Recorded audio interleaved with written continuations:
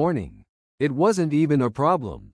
It was a pause. I was standing at a municipal service counter, waiting for a clerk to return my documents. Nothing unusual. I had done this dozens of times over the years. Residency confirmations, tax extracts, registration updates. Routine things. The kind of errands you don't even remember afterward. The clerk took my papers, typed my name into the system, and stopped. Not dramatically, not alarmed. She simply stopped typing. Her eyes moved slightly to the side of the screen, then back. She typed again, slower this time. I stood there, hands resting on the counter, listening to the faint hum of the fluorescent lights above us. The line behind me shifted. Someone cleared their throat. The clerk frowned, not at me, but at the monitor. Just a moment, she said. That was all. No explanation, no apology, just a moment. I nodded, because that's what you do in moments like that. You nod and wait. You don't assume anything. You don't rush people who work behind glass. She stood up and walked away with my documents. That was new. I watched her disappear through a side door marked staff only. The window in front of me reflected my own face, calm, neutral, slightly tired. A man who had done nothing wrong, because nothing had happened. Yet, 2 minutes passed, then 5. The line behind me grew restless. Someone muttered something about inefficiency. I stepped slightly to the side to let another clerk open a neighboring window. When the woman returned, her expression had changed. Not fear, not suspicion, carefulness. She slid my documents back under the glass. There will be a short delay with your request, she said. You'll need to come back another day. I blinked. Is there a problem with the paperwork? She hesitated, just long enough to be noticeable. No, she said. Everything is in order. Then why the delay? Another pause. It's a system matter, she replied, already turning to the next person in line. You'll be notified. That was the end of the conversation. I walked out of the building with my papers in hand, feeling slightly embarrassed for reasons I couldn't name.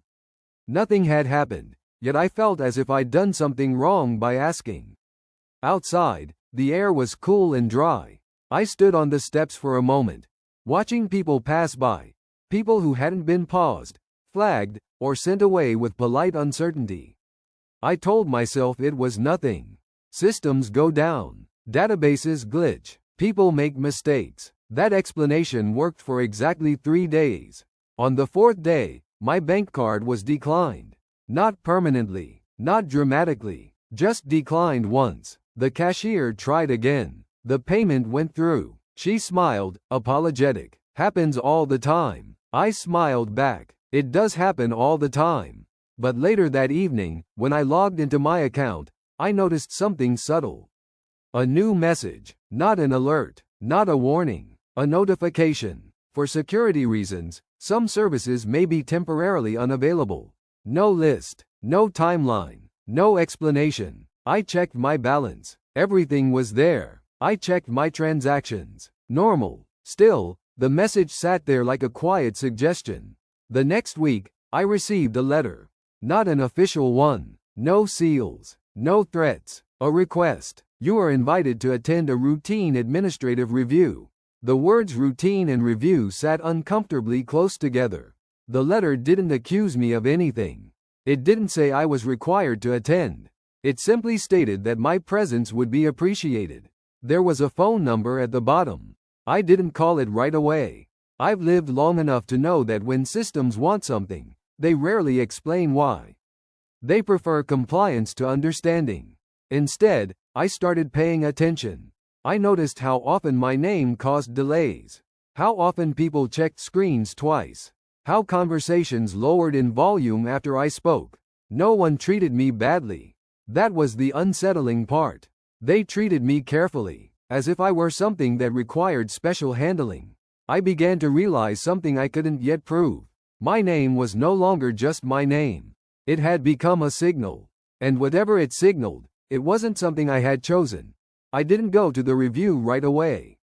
Not because I was afraid, but because I wanted to understand the shape of what I was walking into. Systems reveal themselves more clearly when you don't rush to meet them. Instead, I waited. For a week, I lived exactly as I always had. Morning walks, the same cafe, the same grocery store. I spoke to the same people. Nothing outwardly changed, but small things began to slip. At the pharmacy, the clerk asked for my ID twice. At the post office, my package was temporarily unavailable and would need verification. At my building's management office, the receptionist smiled politely and asked me to confirm my apartment number, something she had never needed before. Each incident was insignificant on its own.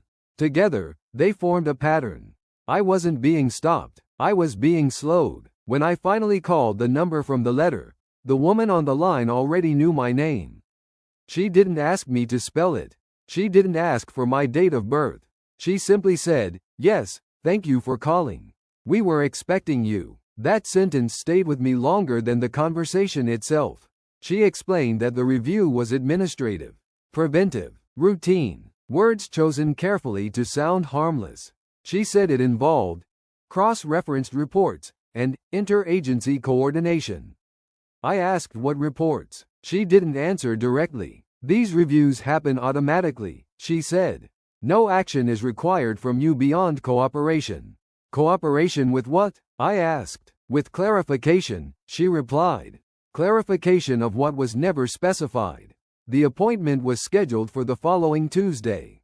In the days leading up to it, I started checking records, my own, and those that were publicly accessible. I wasn't looking for accusations. I was looking for language. That's when I noticed something new. My name appeared in places it hadn't before. Not as a suspect, not as a defendant, as a reference, a report here, a note there. Phrases like reported behavior and contextual concerns. No dates, no authors, just statements floating in official phrasing, unattached to responsibility. Nothing was false, nothing was provable either. It reminded me of something I'd learned long ago. Systems don't need truth. They need consistency. On the morning of the review, I dressed carefully. Not formally, not casually, neutral, harmless, invisible. The building wasn't intimidating. No guards, no metal detectors, just clean walls and soft lighting. The kind of place designed to lower your defenses. The man who met me didn't introduce himself by title. "I'm here to walk you through the process," he said. Not to help, not to listen, to walk me through it. He asked questions that weren't really questions. "Do you live alone? How often do you interact with others? Have you experienced frustration recently?" I answered honestly. There was no reason not to. He nodded at everything, typing slowly, as if weighing each word before recording it. At one point, he said something that shifted the air in the room. "This isn't about punishment," he said. "It's about safety." "Whose safety?" I asked. He smiled gently. "Everyone's." That was the moment I understood. No one was accusing me of anything specific because they didn't need to.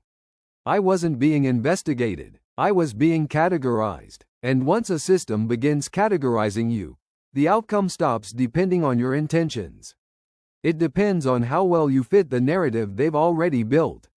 When the meeting ended, I was thanked for my cooperation. No next steps were mentioned. No conclusions shared. I walked out with the same calm expression I'd practiced all my life, but something fundamental had shifted. I was no longer ahead of the process.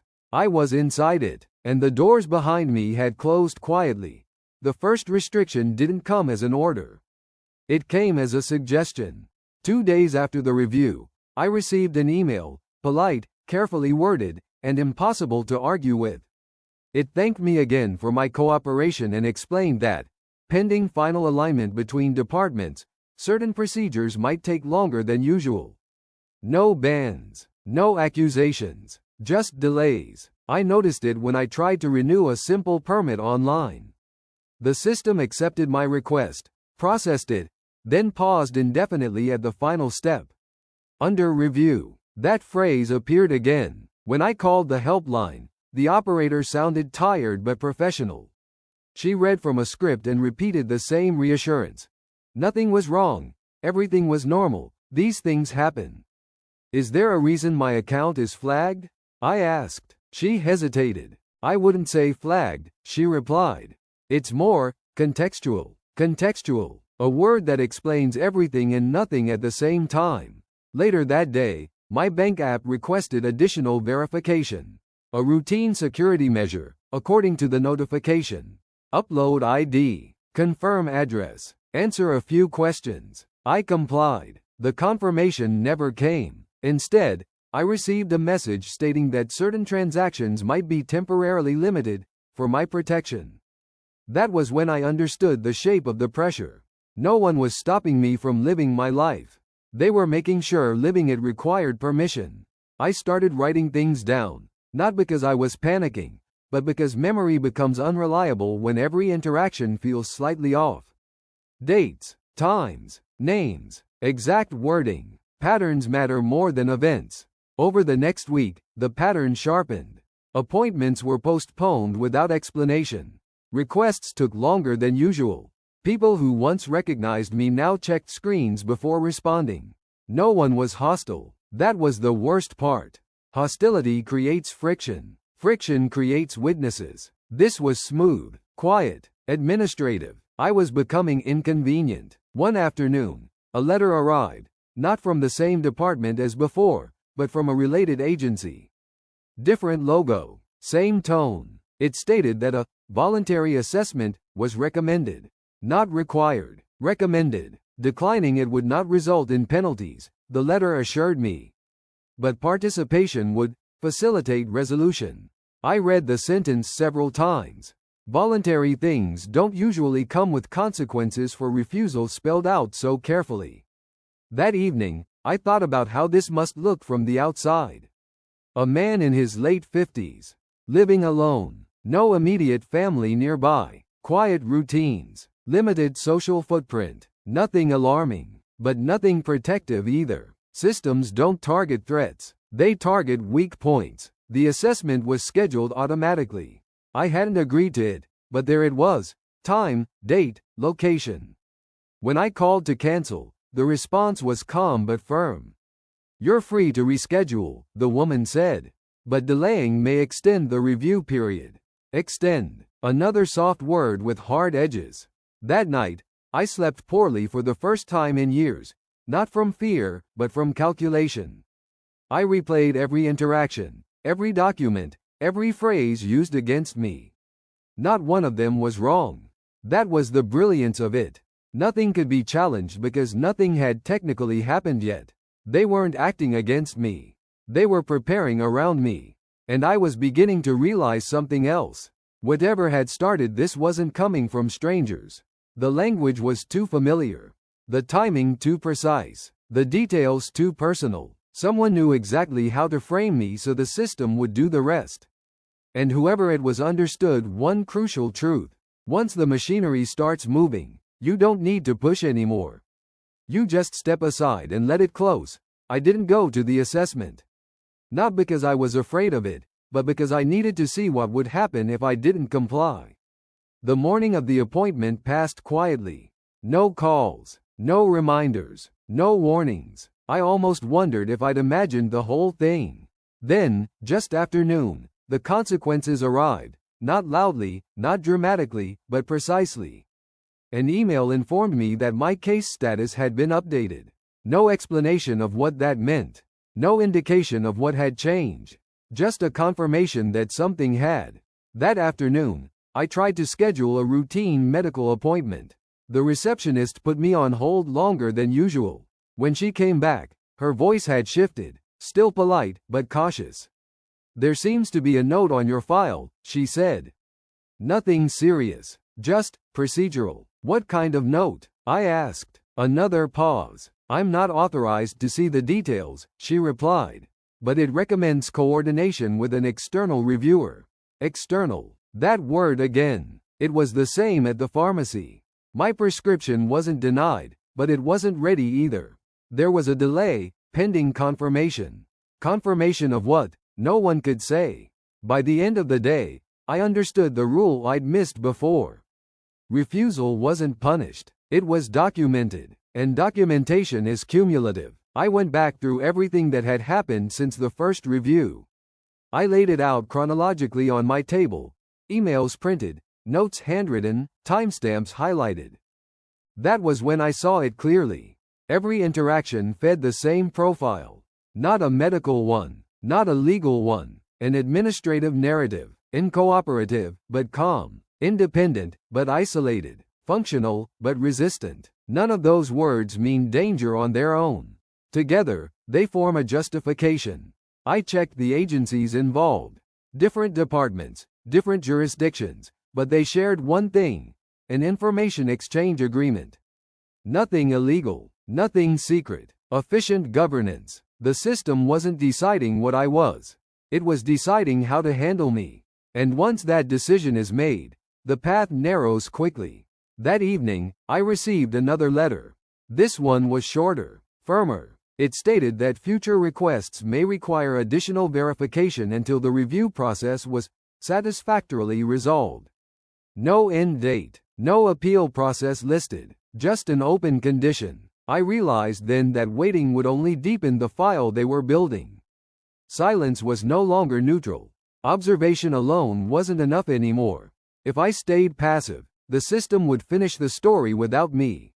So I did the first thing that actually mattered. I stopped interacting verbally. No more phone calls, no explanations, no clarifications. Everything from that point forward would be written, timestamped, and deliberate. I requested copies of my records, everywhere. Medical, administrative, financial, not aggressively, not urgently, just formally. Some requests were fulfilled, others were delayed. A few were denied outright, citing internal review. That told me more than the documents themselves. Denial only happens when there's something to protect. Late that night, as I organized what I had, a thought settled in, quiet, uncomfortable, undeniable. This process wasn't designed to be reversed easily. It was designed to make resistance look unreasonable. Anyone who pushed back too hard would only reinforce the narrative being built.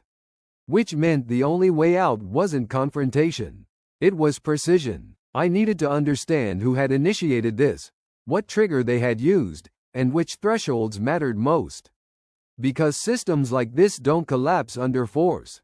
They collapse when you apply pressure at the exact point they assume no one will.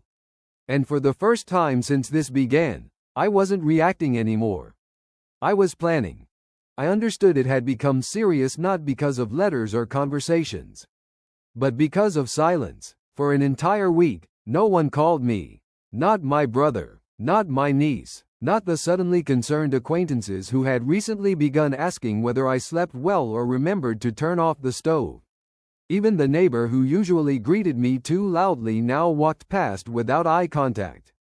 That isn't how people behave. That's how a system behaves once everything has already been filed. I went to the clinic on my own.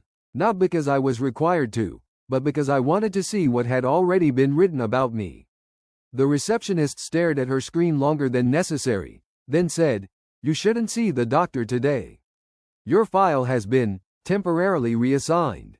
"Reassigned where?" I asked calmly. She lowered her voice. "To a review committee. Risk assessment." I smiled. Not out of humor, out of recognition. I knew that language too well. Risk, not illness, not diagnosis. Risk. Outside, I sat on a bench and opened my phone. For the first time, I began documenting everything. Dates, names, exact wording, tone. 2 days later, the first official letter arrived. Not a summons, not an accusation, an invitation, clarification of information related to your social adaptation. Carefully phrased, almost kind. They weren't planning to break down my door. They were planning to convince me to walk in myself. And that's when I made my only mistake, a useful one. I went. The building was new. Too new for this kind of work. White walls, glass doors, no posters about help, just neutral language. I was greeted politely, excessively so. 3 people, none introduced themselves by name. "We just want to understand how you're feeling," the man on the left said. "And make sure you're safe," the woman on the right added. "And that others are safe as well," the third concluded gently. There it was, the formula. Not you are dangerous, but we are checking. The questions weren't about health. They were about reactions. What do you do when you're not listened to? How do you respond to pressure? Do you ever raise your voice? Have you felt that others are working against you? I answered calmly, precisely, briefly, and I noticed they weren't recording my words. They were marking my pauses. One of them asked, if close relatives made decisions for you, would you accept that? That's when I understood. The decision had already been made. They didn't need my consent, they needed my response. I looked at him and said, only if those decisions were legal and transparent. He nodded, too quickly. When I left, they didn't say goodbye. They said, we'll be in touch. That wasn't reassurance. That was a warning. That evening, another letter waited in my mailbox. Not an invitation this time. A notification. No dramatic language. No threats. Just one line at the bottom. Until the evaluation is complete, it is recommended that you limit independent decision-making. That's when I understood. If I did nothing now, the next letter would not be addressed to me. The change didn't arrive with a locked door or a raised voice. That would have been easier to recognize. It arrived as adjustments. Small, reasonable adjustments that were framed as support. The first one was financial. I noticed it when I tried to make a routine payment online. Nothing unusual, just a utility bill I'd paid the same way for years. The page loaded, accepted my login, and then stopped. A short message appeared on the screen. Certain actions require secondary confirmation. I refreshed the page. Same message. I called the bank. After 20 minutes on hold, a man with a calm, professional voice explained that my account had been placed under a temporary monitoring protocol. Nothing was frozen, he assured me. Nothing was wrong. It was just a precaution, recommended by an external assessment. Assessment by whom? I asked. He paused, just long enough to check something. By a certified medical administrative partner, he said. It's standard procedure in cases involving elevated risk markers. Risk markers. Not a diagnosis. Not a charge. A marker. I asked what exactly I was restricted from doing.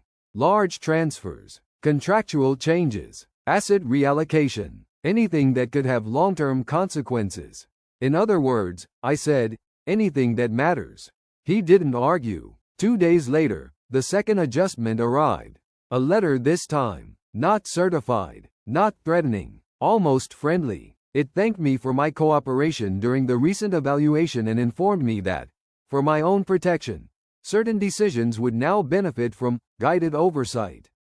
No names. No accusations. Just a suggestion that independence was still possible, with assistance.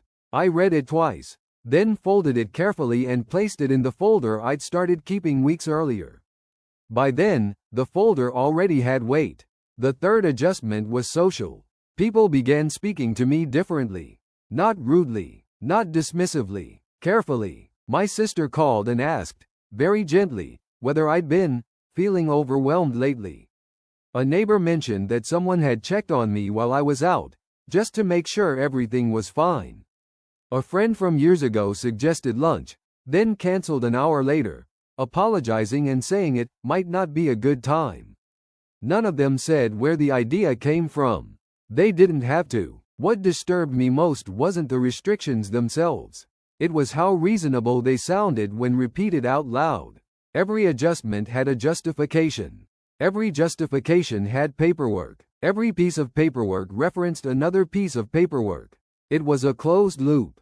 And I was standing inside it, still free to walk around, still allowed to speak, but no longer able to change direction without someone quietly taking notes. That was when I understood the real danger.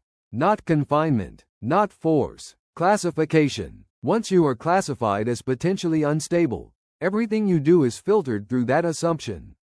Calm becomes denial. Objections become resistance. Preparation becomes paranoia. The system doesn't need you to break.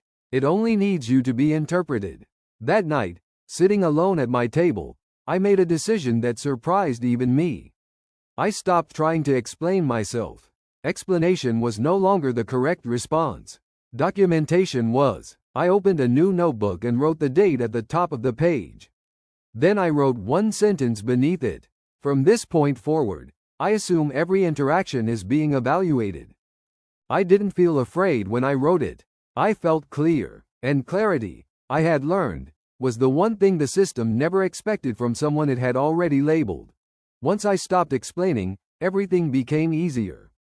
Not safer, not lighter, but clearer. I began treating my own life the way an investigator treats a case that hasn't been officially opened yet, quietly, methodically, without tipping off the people who assume they already control the narrative. The first thing I did was slow down. Speed attracts attention. Hesitation gets misread, but deliberate calm, steady, unhurried calm, blends into the background.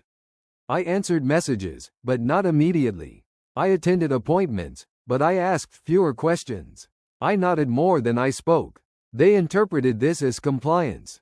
It wasn't. It was observation. I started mapping patterns. Who contacted me first after each adjustment? Which institutions acted before others? How information traveled, from medical language to administrative language to financial consequences. There was a sequence to it. A pipeline, medical suggestion, administrative note, preventive, limitation. No single step crossed a legal line. But together, they formed a narrowing corridor. I requested copies of everything I was legally entitled to. Records, summaries, notices. I did it politely, without urgency. Requests made calmly are harder to flag as suspicious. Most of what I received was bland, neutral, written in language designed to sound temporary while justifying permanence. But some things didn't match. Dates were off. Names changed spelling between documents. One assessment referenced a conversation I had never had. That one caught my attention. According to the record, I had expressed elevated agitation during a follow-up check-in.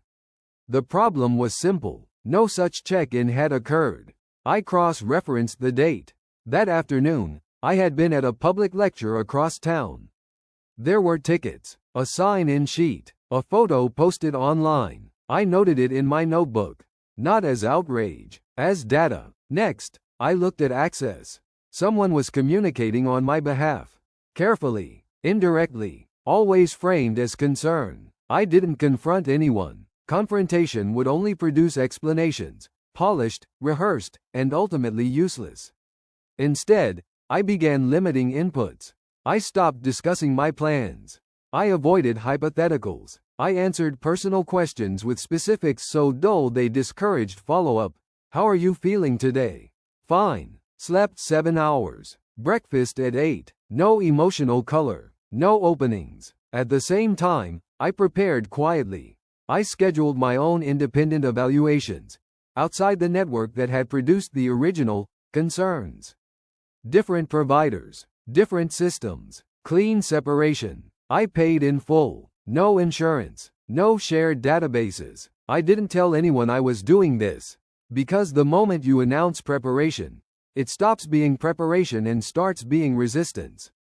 And resistance, in a system like this, is just another checkbox. By the end of that week, I knew something important. They believed the process was irreversible. They assumed the momentum would carry itself forward, that I would adapt to the new boundaries the way most people do, by shrinking inside them. They were wrong. What they hadn't accounted for was someone who understands systems well enough to let them expose their own seams. And seams always appear when a system assumes the outcome too early. That was when I stopped thinking in terms of defense. I started thinking in terms of timing. The pressure shifted the moment they realized I wasn't confused. Not openly, not in words. It changed in tone. Messages became warmer. Calls became more frequent. People who hadn't checked in for months suddenly wanted to make sure I was doing okay. Concern, when it arrives all at once, is rarely organic. I recognized the adjustment immediately. They were recalibrating. When a system senses resistance it can't label yet, it doesn't retreat, it sweetens. It reframes. It tries to draw you back into cooperation without triggering alarm. That's when the invitations started. A friendly review. A voluntary check-in. A meeting described as informal but scheduled through official channels. I agreed to one of them. Not because I trusted it. Because declining would have been noted. The meeting took place in a clean office with neutral colors and chairs positioned to encourage openness. No desk between us. That was deliberate. Desks imply authority. This was meant to feel like support. The woman across from me spoke slowly. Not condescendingly, carefully, as if choosing words that could later be defended. She asked how I was managing daily tasks. Whether I felt overwhelmed. If I ever worried about being a burden. I answered factually. She nodded a lot. Too much. Then she said something small that told me everything. We've received several consistent reports. Not a report. Several. From where? She didn't say. She didn't need to. Consistency was the keyword. The illusion of independent confirmation. I asked to see them. She smiled and said that wouldn't be appropriate. I didn't push. Instead, I asked a different question. Are any of these reports based on direct observation?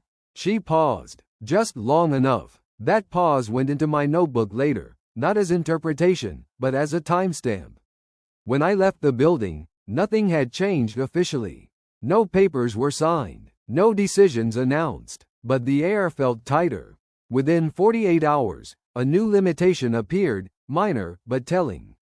A temporary safeguard, framed as reversible. Implemented without discussion. That's how systems test compliance. They introduce inconvenience and wait to see if you protest. I didn't. I adjusted outwardly and prepared inwardly. I began organizing my documentation into categories. Factual inconsistencies, procedural shortcuts, unauthorized representations. I avoided emotional language even in my private notes. Emotion clouds credibility. What I was building wasn't a defense. It was a mirror. I wanted the system to see itself clearly, through dates, signatures, contradictions. And I wanted that moment to arrive when retreat was no longer possible for them. Because systems don't fear anger. They fear exposure. By the end of that week, I knew two things. First, the reports were accelerating. Second, someone, somewhere, was getting impatient. Impatience leads to mistakes. And mistakes, when properly recorded, become leverage. I wasn't waiting for rescue. I was waiting for the right error. The kind that only happens when people believe the outcome is already decided. That belief was about to cost them. The mistake came sooner than I expected. It arrived disguised as efficiency. I received a notice by email, polite, neutral, almost friendly. A confirmation of an action I had never agreed to. Referencing a conversation that had never happened. The wording was careful enough to sound routine, careless enough to leave a trail. Someone had summarized my position for me. Not quoted, not recorded, summarized. That distinction matters. Summaries are where intent leaks. They reveal what someone needed you to have said. According to the message, I had expressed openness to additional oversight. I had acknowledged concerns. I had accepted temporary measures in the interest of safety. None of that was true, but it was written as if it were already settled history. I did not reply immediately. Silence forces people to fill gaps themselves, and they almost always do it poorly. 2 hours later, a follow-up arrived. Warmer, more casual, as if we were already aligned and this was just a formality being closed. That email included an attachment. They shouldn't have sent it. It was an internal scheduling document. Metadata intact, comments visible, names abbreviated, but recognizable. Notes in the margins about non-confrontational compliance and minimal resistance expected. Expected. That single word told me everything about their mindset. They were no longer evaluating me. They were managing a timeline. I downloaded the file, saved the headers, and archived the original email without alteration. Then I did something that looks passive to anyone who doesn't understand systems. I replied with one sentence. Please confirm this accurately reflects your understanding of my position. No accusations. No corrections. Just a request for confirmation. The reply came quickly. Too quickly. They reassured me. Clarified. Reframed. restated the same assumptions with slightly softer language. They did not withdraw the claim. That was the second error. By repeating the misrepresentation after being prompted, they converted ambiguity into record. I forwarded the exchange to an independent office, one that existed specifically to review procedural integrity. Not to complain, to inquire. I asked whether summaries like this were standard practice. I attached no commentary, just documents. The response took longer. When it came, it was careful, non-committal, but it included a phrase that mattered. We will need to review how this characterization was reached. How, not whether. That same afternoon, a call came in from a number I didn't recognize. A supervisor. The tone was different now. Still polite, but slower. Measured, as if each sentence had to survive later playback. She asked how I felt about the process so far. I told her the truth, stripped of emotion. I feel accurately recorded in some places and inaccurately represented in others. There was a pause. Then she asked for specifics. I gave them, by date, by line, by wording. No opinions, just mismatches. She thanked me and said they would reassess certain entries. Reassess is the word institutions use when they realize something is wrong but aren't ready to admit fault. By evening, one of the temporary safeguards was quietly lifted. No announcement, no explanation, just gone. That told me the review had begun. I wasn't relieved. I was alert, because when systems correct themselves, they also look for who forced the correction. And whoever had started this process wasn't finished yet. They had invested too much to stop cleanly, which meant the next move wouldn't be procedural. It would be personal, and personal moves leave the clearest fingerprints of all. The personal move came disguised as concern. It didn't arrive through an office channel or an official inbox. It came through someone who knew my routine well enough to interrupt it without raising suspicion. A knock at the door. Late afternoon. Not unexpected, just unusual. When I opened it, the man standing there smiled the way people do when they want to appear familiar without actually being welcome. He introduced himself as a community liaison. Not a title, really. More of a suggestion. He spoke calmly, hands visible, posture relaxed. He said he was checking in because a few people had expressed worry about me. Worry is another word that does a lot of work without meaning anything concrete. He didn't ask to come in. He waited to be invited. I didn't invite him. We stood in the doorway, the hall light behind him making it hard to read his face clearly. That was intentional. People who expect cooperation don't worry about lighting. He asked how I'd been sleeping. I answered accurately. He asked whether I felt stressed. I answered narrowly. He asked whether I had anyone close I could rely on during times like this. I noticed the phrasing. Times like what, exactly? I asked him who had sent him. He hesitated, just long enough to confirm he'd been coached not to answer directly. A few connected offices, he said. This isn't formal. Nothing dangerous ever calls itself formal at first. He mentioned a name. Someone peripheral, someone who had no authority over me but enough proximity to make the visit feel justified. A safe intermediary, someone who could later claim they were only trying to help. I asked him whether this visit would be documented.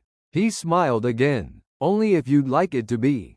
That was the mistake. I told him I would like it documented. Immediately, his posture changed. Not dramatically, just enough.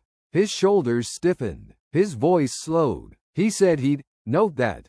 Then he asked if I'd be willing to answer a few informal questions. Just to clear the air. I said no. Not defensively. Not angrily. Simply no. Silence stretched between us. He was deciding whether to push. I helped him decide. If there's a formal request, I said, you're welcome to submit it in writing. Another pause. He nodded, thanked me for my time, and stepped back. As he turned, I noticed something clipped to his folder, an internal routing tag. The same color code I'd seen in the scheduling document. Confirmation. After he left, I didn't move right away. I stood there, door still open, listening to the building settle.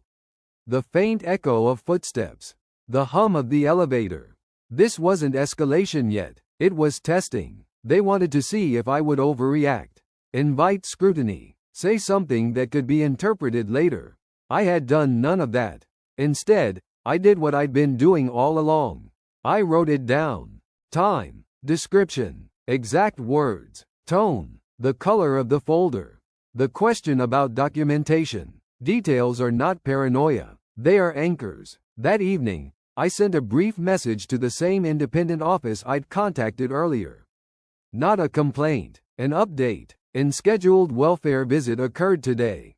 Please advise whether this aligns with standard procedure. I attached nothing else. The response came the next morning. It was shorter than before. This does not appear to align. That was all. 2 days later, another quiet change happened. A note disappeared from my file. Not marked resolved, not revised, removed. I only knew because I'd memorized its reference number. That's when I understood the shape of what was happening. This wasn't one person acting alone. It was a sequence of small decisions made by different people, each assuming someone else had verified the risk. Each step justified by the previous one. A system that had mistaken momentum for truth. And systems like that don't collapse loudly. They unwind, slowly, carefully, with people trying to distance themselves from the point where it began. Which meant the person who started it, the one who wrote the first summary, made the first call, framed the first concern, was now exposed.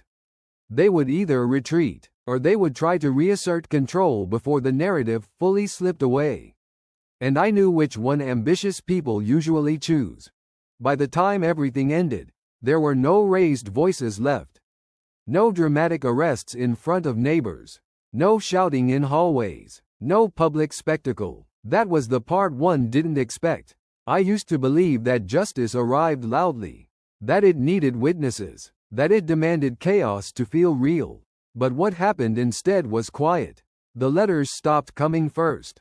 No more concerned inquiries. No more polite requests framed as obligations. No more notifications. For my own safety. The systems that had begun to close around me didn't collapse, they simply disengaged. One form withdrawn, one report quietly corrected, one internal note reclassified. A clerk I had never met reversed a flag she hadn't personally placed. A supervisor signed off on a review he didn't remember authorizing. A caseworker closed a file without ever contacting me again.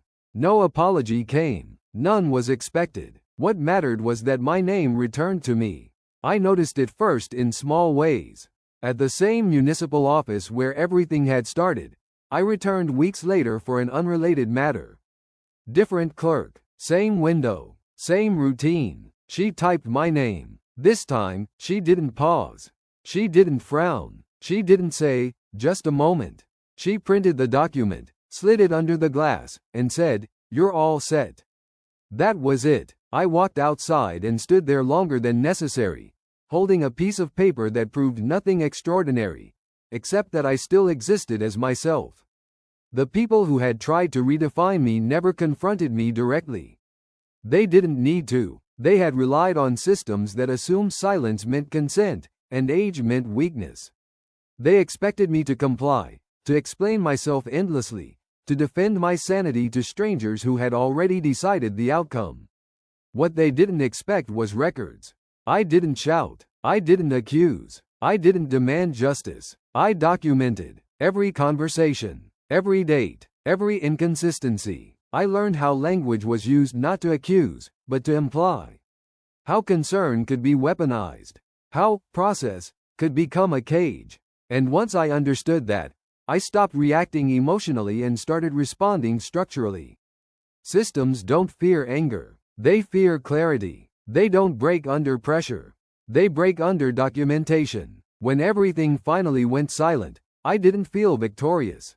I felt intact, still myself, still capable, still unseen by the machine that had briefly tried to absorb me. Some people later asked if I planned to confront those who started it. If I wanted explanations, if I wanted accountability. I didn't, because the truth is this.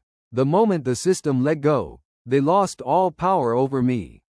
And I had no interest in carrying them forward into my life. I learned something important through all of this. Not every threat comes with violence. Not every trap looks like confinement. And not every injustice announces itself as injustice.